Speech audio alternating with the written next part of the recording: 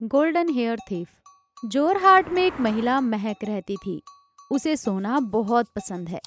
उनका एक बेटा रोहन था और वो इंजीनियरिंग की पढ़ाई कर रहा था। एक दिन, माँ, मैं कॉलेज जाकर आता हूँ, नाश्ता कर लो और जाओ, देर हो रही है, मैं बाहर ही खाऊंगा। इतना कहकर वो कॉलेज चला गया। और जब वो चला गया तो महक खुद में ही रोहन के बारे में सोचती है। रोहन इस साल इंजीनियरिंग खत्म कर लेगा, उसकी शादी किसी अमीर दुल्हन से करवा देते हैं और उससे सोना और पैसे मांगेंगे। एक साल के बाद, मैंने इंजीनियरिंग पास कर ली है। फिर उसकी माँ महक, हाँ रोहन, मैं बहुत खुश हूँ, मेरे बेटे की अब शादी होगी। खुशी से उसने उससे पूछा, इतनी जल्दी क्या है माँ, अभी तो मैंने इंजीनियरिंग ही पास की है। फिर महक ने उससे खुशी से पूछा, इंतजार किस बात का? अगर तुम शादी कर लोगे तो तुम्हें दहेज के साथ साथ बहुत सारा सोना मिलेगा। शादी के बारे में बाद में देखेंगे, अभी मुझे कुछ काम है, मैं बाहर जाकर आता हूँ। उस शाम रोहन कीर्तन से शादी करता है जो उसका प्यार था और उसे लेकर घर आ गया। फिर महक कहती है, ये क्या रोहन, ये कौन है? माँ, ये मेरी क्लासमेट है। हम एक दूसरे से प्यार करते थे और आपको बताने में मुझे डर लग रहा था, इसलिए हमने शादी कर ली। तुम मुझे बताने से डरते हो लेकिन शादी करने से नहीं डरते? तुमने मेरी उम्मीदों पर पानी फेर दिया है। इतना कहकर वो अपने कमरे में चली गई।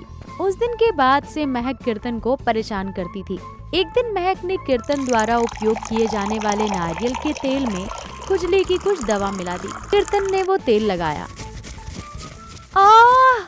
ये खुजली, सच में बहुत खुजली हो रही है, मैं इस खुजली को सहन नहीं कर पा रही। वो चिल्लाते हुए बाहर आ गई। तुम क्यों चिल्ला रही हो? सासू माँ, मेरे बालों में बहुत खुजली हो रही है, मैं सह नहीं पा रही। इतना कहने के बाद महक खुद सोचती है कि तेल में मिलाई हुई दवा काम कर रही है, अपने बालों को छिलवा लो, ये सबसे अच्छा है। इतना कहकर महक ने कीर्तन के बाल मुड़वा दिए और उसके सिर पर कुछ चंदन लगाया। अगले दिन सुबह जब कीर्तन उठी तो उसने महसूस किया कि उसके बाल लंबे और सुनहरे हैं। ये देखकर कीर्तन हैरान हो गई। सासू माँ, ये देखें, मेरे सुनहरे बाल। हाँ कीर्तन, ये सुनहरे बाल हैं। फिर वो अपने कमरे में चली गई। महक ने सोचा, जब कीर्तन सो रही होगी तो मैं उस समय बालों को काटूंगी, उन्हें बेचूंगी और उन पैसों से सोना बनाऊंगी।